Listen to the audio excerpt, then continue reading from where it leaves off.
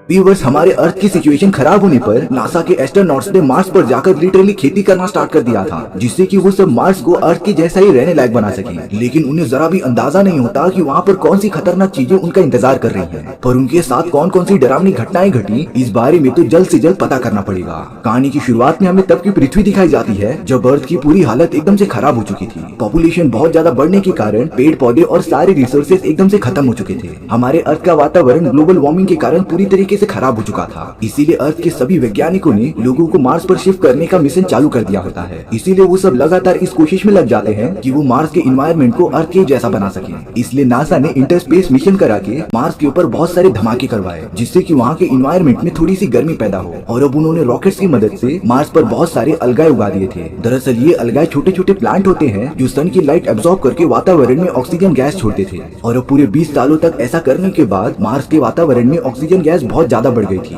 यानी कि मार्स धीरे धीरे इंसानों के रहने लायक बनता जा रहा था। लेकिन कुछ समय बाद ही नासा के वैज्ञानिकों को ये खबर मिलती है कि मार्स के वातावरण में अपने आप ऑक्सीजन गैस कम होती जा रही है और उनके भेजे गए सारे अलगाए भी खत्म हो चुके थे। इसीलिए नासा ने अपने एक ग्रुप ऑफ एस्ट्रोनॉट्स को रवाना कर दिया होता है मार्स के पास जाकर इन सारी चीजों पर नजर रखने के लिए। इस पूरे मिशन के लिए जेन नाम की एक एस्ट्रोनॉट को लीडर बनाया जाता है और अब जेन बाकी टीम मेंबर्स के साथ मार्स की तरफ निकल पड़ी थी। टोटल 180 दिन बीतने के बाद वो सब मार्स के ऑर्बिट में पहुंच गए थे। अब उन सभी को कैसे भी करके मार्स की सतह तक पहुंचना था, क्योंकि वहाँ पर नासा ने अपना हेडक्वार्टर काफी पहले बनाकर रख दिया था, जिसके अंदर 2 साल तक रहने की सारी सुविधाएं मौजूद हैं। उन सभी के साथ एक एआई रोबोट जिसका नाम एमी होता है, वो भी पूरी तरीके से शामिल था, जो कि मार्स की सतह के सैंपल्स कलेक्ट करके उनके बारे में इंफॉर्मेशन अर्थ पर ट्रांसफर करता जाएगा। अब तो वो सब रेडी हो जाते हैं मार्स की सतह पर लैंड करने के लिए। पर तभी उनके स्पेसशिप से एक बहुत ही स्ट्रॉन्ग सोलर फ्लेयर टकराता है, जिससे कि स्पेसशिप के बहुत सारे सिस्टम्स ने काम करना बंद कर दिया था। और अब क्रू मेंबर्स को तो मार्स पर लैंड करने में काफी प्रॉब्लम हो रही थी। इसीलिए जेन इन सभी को यहाँ से जाने के लिए कहती है और वो खुद स्पेसशिप में रुककर यहाँ की प्रॉब्लम्स को सॉल्व करेगी। जेन ने तो कैसे भी करके अपने क्रू मेंबर्स को मार्स की सतह की तरफ रवाना कर दिया था और अब वो सब तेजी से मार्स के वातावरण में चले जाते हैं। उनकी स्पीड सच में बहुत ज्यादा बढ़ गई थी, जिसकी वजह से वो अपने टारगेटेड लोकेशन पर लैंड नहीं कर पाते। उन्होंने पहले ही अपने एमी रोबोट को नीचे गिरा दिया था और थोड़ी देर बाद ही वो रोबोट एकदम से एक्टिवेट हो जाता है। हालांकि बाकी क्रू मेंबर्स ने एकदम क्रैश लैंडिंग की थी। और अब इन सारी मुसीबतों के बाद जब वो सब बाहर निकलते हैं, तब उनके टीम में बर्ड नाम का एक मेंबर पूरी तरीके से घायल हो चुका था और अब वो उनके साथ आगे बढ़ ही नहीं पाएगा। वहाँ जेन जो कि स्पेसशिप में मौजूद होती है, वो बहुत सारे इंटरनल प्रॉब्लम से जूझ रही थी और एक बार तो स्पेसशिप में बहुत बड़ा ब्लास्ट भी हो जाता है। लेकिन जेन ने अपने पूरी करियर में ऐसी कंडीशंस बहुत बार देखी थी, इसीलिए वो धमाके से बचते हुए फायर को स्पेसशिप से बाहर निकाल देती है। अब वो सारे क्रू मेंबर्स जो कि मार्स की जमीन पर लैंड हो चुके थे, वो अपने हेडक्वार्टर की लोकेशन को सर्च नहीं कर पा रहे होते हैं और अब शायद से उन्हें वहाँ तक चलकर ही जाना पड़ेगा। लेकिन बर्ड बहुत ज्यादा घायल होने के कारण वो उन सभी के साथ नहीं आ सकता था। बर्ड का तो सिर्फ यही सपना था कि वो मार्स की जमीन पर कदम रख दे और अब बर्ड अपनी टीम से मार्स का एक पत्थर लेके जाकर उसकी पोती को गिफ्ट करने के लिए कहता है। अगले ही मोमेंट में बर्ड ने अपना दम तोड़ दिया था। बाकी टीम मेंबर्स इस बात को बुलाकर अपनी जर्नी तय करते रहते हैं। अब दूसरी तरफ जेन जो कि स्पेसशिप में मौजूद होती है, उसे अपने बाकी क्रू मेंबर्स का सिग्नल ही नहीं मिल रहा था, लेकिन वो बार बार ट्राई करते ही जा रही थी। वहीं मार्स की सतह पर वो चारों एस्ट्रोनॉट्स अपने हेडक्वार्टर को लगातार ढूंढते ही जा रहे थे और अब बहुत टाइम तक चलने के बाद उन्हें अपना हेडक्वार्टर मिल ही जाता है, लेकिन वो तो पूरी तरीके से तबाह हो चुका था। वो चारों एस्ट्रोनॉट्स ये देखकर एकदम शॉक हो गए थे, क्योंकि उनका ये हेडक्वार्टर मार्स पर मौजूद किसी भी तूफान से बचने के लिए बनाया गया था और वो इतनी आसानी से तो नहीं टूट सकता था। यानी कि इसका मतलब ये होता है कि उन चारों एस्ट्रोनॉट्स के पास मार्स पर सर्वाइव करने के कोई भी रिसोर्सेस नहीं थे। इसी हेडक्वार्टर में उन्हें लगभग 2 सालों तक अपना रिसर्च करना था, लेकिन अब वो ये सब नहीं कर पाएंगे। वहाँ जेन को जब इन सभी लोगों का सिग्नल नहीं मिल रहा था, तब वो अर्थ के ऑर्बिट में मौजूद स्पेस स्टेशन में ये सारी रिपोर्ट भेज देती है। लेकिन जेन को इस बात का जरा भी अंदाजा नहीं होता कि उसके क्रू मेंबर्स किस खतरनाक चीज का सामना करने वाले हैं। अब जैसे जैसे टाइम बीतता जा रहा था, मार्स पर ठंडी बढ़ती जा रही थी। उन चारों एस्ट्रोनॉट्स के पास तो सिर्फ 1 घंटे की ऑक्सीजन बची होती है और अब वो सब पूरी तरीके से अपनी होप हार चुके थे। इस पूरे मिशन को एस्टेब्लिश करने के लिए टोटल 20 साल लगे थे, जो कि अब एकदम वेस्ट जाता हुआ दिखाई देता है।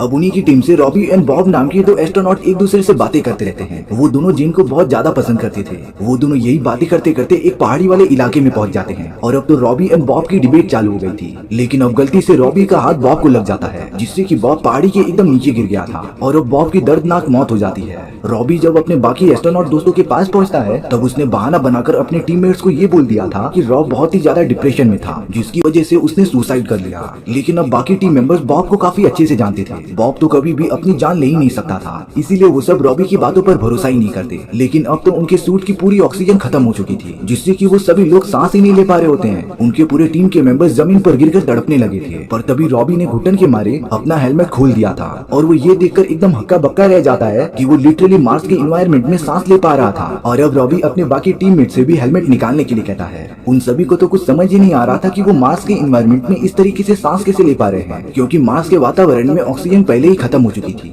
अब यहाँ जेन को अर्थ के स्पेस स्टेशन से सिग्नल आता है कि उसे जल्द से जल्द अपना मिशन खत्म करके वापस लौटना पड़ेगा, भले ही वो बाकी एस्ट्रोनॉट जो कि मार्स की जमीन पर गए हैं वो स्पेसशिप में लौट ना पाए। अब रॉबी और बाकी एस्ट्रोनॉट्स को मार्स के वातावरण में काफी ठंड लगने लगी थी। उनके पास तो ठंड से बचने के लिए और कोई भी इक्विपमेंट्स होते ही नहीं है, लेकिन अभी तो खतरनाक मुसीबतों का आना बाकी था। कुछ ही देर में रॉबी और बाकी एस्ट्रोनॉट्स के पास उनका एआई रोबोट एमी आ जाता है, जिसने पता नहीं क्यों उन्हीं सारे एस्ट्रोनॉट्स पर हमला करना स्टार्ट कर दिया था। दरअसल क्रैश लैंडिंग की वजह से एमी के इंटरनल सिस्टम एकदम से खराब हो चुके हैं और अब वो किसी भी जिंदा चीज को डिटेक्ट करके उनके ऊपर लगातार हमला करते जा रहा था। रॉबी के कुछ फ्रेंड्स तो काफी ज्यादा घायल भी हो चुके थे, पर वो कैसे भी करके एमी से बचते हुए एक सेफ जगह पर छुप जाते हैं। कुछ देर बाद रॉबी अपनी टीम मेंबर्स को बता रहा था कि नासा ने 1998 में मार्स पर रेस्क्यू रोवर भेजा था, जिसे अगर हम सब ढूंढ ले तो हम अपने स्पेसशिप में वापस जा सकते हैं। लेकिन उस रोवर को ढूंढना इतना भी आसान नहीं था, पर वो सब इन सारी चीजों के बारे में बिना कुछ सोचे समझे अपनी जर्नी स्टार्ट कर देते हैं। अब रॉबी और बाकी एस्ट्रोनॉट को रास्ते में छोटा सा रोवर दिखाई देता है जो बहुत पहले मार्स की ऑर्बिट में भेजा गया था। लेकिन अब रॉबी और बाकी एस्ट्रोनॉट उस रोवर को ठीक करने लग जाते हैं, क्योंकि रोवर भले ही काम का नहीं था पर उसके अंदर के कुछ डिवाइस यूज करके वो जेन की तरफ अपना रेडियो सिग्नल सेंड कर सकते थे। और उनका ये प्लान कामयाब भी हो जाता है। जेन को पता चल गया था कि वो सारे लोग अभी भी जिंदा हैं, इसीलिए अब जेन भी अर्थ के ऑर्बिट में मौजूद स्पेस स्टेशन में ये सारी चीजें बता देती है। लेकिन अर्थ वाले से जेन को साफ साफ कमांड मिल रहे थे कि अगर वो सारे एस्ट्रोनॉट 24 घंटों के अंदर रशिया के रेस्क्यू रोवर को ढूंढकर स्पेसशिप तक नहीं आ पाए तो जेन को अकेले ही वापस आना पड़ेगा। इसीलिए अब रॉबी अपने बाकी दोस्तों के साथ आगे बढ़ने का डिसाइड करता है, लेकिन उन लोगों ने सारी होप छोड़ दी थी। उन्हें नहीं लग रहा था कि वो उस रेस्क्यू रोवर तक पहुंच पाएंगे, लेकिन इसके अलावा उनके पास और कुछ भी ऑप्शन नहीं होता। इसीलिए वो सब रोवर के डायरेक्शन में चलना स्टार्ट कर देते हैं। साथ ही साथ उन्हें जेन से ये पता चला था कि उस रोवर में सिर्फ 2 ही लोग बैठ सकते हैं, यानी कि उन तीनों में से किसी एक को अपनी जान की कुर्बानी देनी पड़ेगी। रास्ते में उन तीनों को एक बहुत ही बड़े तूफान का सामना भी करना पड़ता है। साथ ही साथ एमी रॉबर्ट भी उन पर हमला करते ही जा रहा था, पर वो सब कैसे भी करके पास ही वाले एक गुफा में छुप जाते हैं। लेकिन अब रॉबी पता नहीं क्यों बहुत ज्यादा काइंड बनने की कोशिश करता है। वो अपने बाकी दोनों दोस्तों को रोवर की मदद से यहाँ से चले जाने के लिए कह रहा था, लेकिन अब चिप नाम का एक एस्ट्रोनॉट रॉबी पर शक करने लगता है। उसे लग रहा था कि रॉबी हमें धोखा देने के चक्कर में है, इसीलिए चिप तुरंत ही उन दोनों को बिना बताए रोवर की तरफ तेजी से भागने लगा था, ताकि वो अकेले ही रोवर में बैठकर स्पेसशिप में चला जाए। लेकिन बैन नाम का एस्ट्रोनॉट अपने हैंड स्क्रीन पर देख रहा होता है कि उनका एमी रॉबर्ट जो कि आउट ऑफ कंट्रोल हो गया था, वो चिप की तरफ तेजी से बढ़ता ही जा रहा है। और देखते ही देखते रॉबर्ट ने चिप पर हमला कर दिया था और उसकी जान ले ली थी। ये सारी चीजें बेन और रॉबी के हाथ में ही नहीं थी, इसीलिए वो दोनों सारी चीजें बुलाकर रोवर की तरफ बढ़ने लगते हैं। रास्ते में वो दोनों एक ऐसी जगह पर आ गए थे जहाँ की पूरी जगह अलगाए से भरी हुई थी। बेन और रॉबी तो ये सारी चीजें देखकर एकदम से शॉक रह जाते हैं, क्योंकि मार्स के बाकी इलाके से तो अलगाए पूरी तरीके से खत्म हो चुकी है, फिर ये कौन सी जगह है जहाँ पर अलगाए बाकी है। उन दोनों को तो कुछ भी समझ नहीं आ रहा था और अब उन्हें उसी जगह पर चिप मरा हुआ पड़ा मिला था। इसीलिए अब बेन चिप का ऑक्सीजन टैंक निकालने की कोशिश कर रहा होता है ताकि उसका ऑक्सीजन वो दोनों यूज कर सके।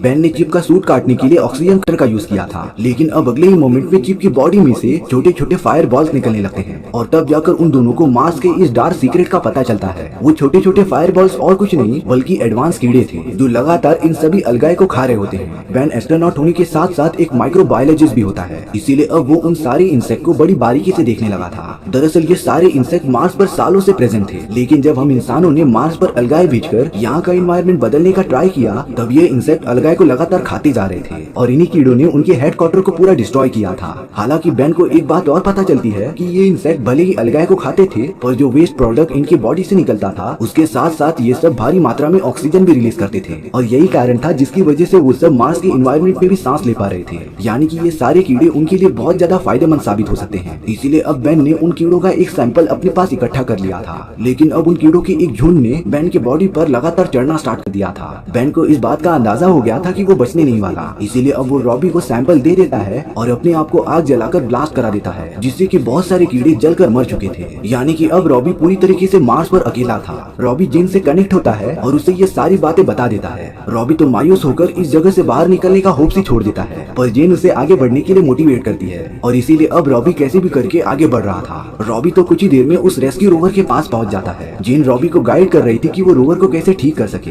लेकिन रॉबी को इस बात का पूरा अंदाजा हो गया था कि रोवर में इतनी पावर सी नहीं है कि वो रॉबी को मार्स के ऑर्बिट तक भेज सके। उसके अंदर तो एक भी बैटरीज मौजूद ही नहीं थी और अब रॉबी ने तो पूरी तरीके से हार मान ली थी। यहाँ 24 घंटे खत्म होने के बाद जेन का स्पेसशिप ऑटोमेटिकली मार्स के ऑर्बिट को छोड़कर अर्थ की तरफ बढ़ने लगा था और अब रॉबी एकदम लाचार मार्स की जमीन पर पड़ा होता है। लेकिन किस्मत तो और ही कुछ चाहती थी। बॉबी के पास तो अब उनका रोबोट आ गया था, लेकिन इस बार बॉबी ने बड़ी चालाकी से उस रोबोट का शॉर्ट सर्किट करके डीएक्टिवेट कर दिया होता है। रॉबी ने उस रोबोट में मौजूद सारी बैटरीज निकाल दी थी, जिससे कि वो रोवर में अलग अलग जगहों पर लगा देता है और अब रॉबी के रोवर में इतनी पावर थी कि वो उसे मार्स के ऑर्बिट तक पहुंचा सके। इसीलिए रॉबी बिना कुछ देरी किए रोवर को लेकर मार्स के ऑर्बिट तक जाने लगता है। उसने तो जेन को भी कांटेक्ट करके अपने बारे में सारी चीजें बता दी थी। हालांकि जेन का स्पेसशिप निकल चुका होता है, पर वो तभी भी अपने बॉडी में वायर ट्यूब बांधकर रॉबी को स्पेस में बचाने चली गई थी। जेन ने रॉबी के रोवर को पकड़ लिया होता है और वो लगातार अपने स्पेसशिप की तरफ बढ़ते रहती है। स्पेसशिप में एकदम सही सलामत पहुंचने के बाद रॉबी और जेन एक दूसरे के गले लग जाते हैं। रॉबी के पास तो उन सभी इंसेक्ट का सैंपल भी था, यानी कि वो सब अर्थ पर खाली हाथ तो नहीं जा रहे होते। यहाँ देखकर लग रहा था कि जेन भी रॉबी से प्यार करने लगी है, लेकिन जेन को तो रॉबी के डार्क साइड के बारे में पता ही नहीं था। और इसी के साथ हमारी ये कहानी यहीं पर खत्म हो जाती है। सो व्यूअर्स, आपको ये स्टोरी कैसी लगी प्लीज कमेंट सेक्शन में बताना भूलना मत। और अगर आपको मेरा एक्सप्लेनेशन 1% भी अच्छा लगा होगा ना, तो वीडियो को लाइक एंड चैनल को सब्सक्राइब जरूर कर देना, क्योंकि सच में इससे मुझे बहुत ज्यादा मोटिवेशन मिलता है।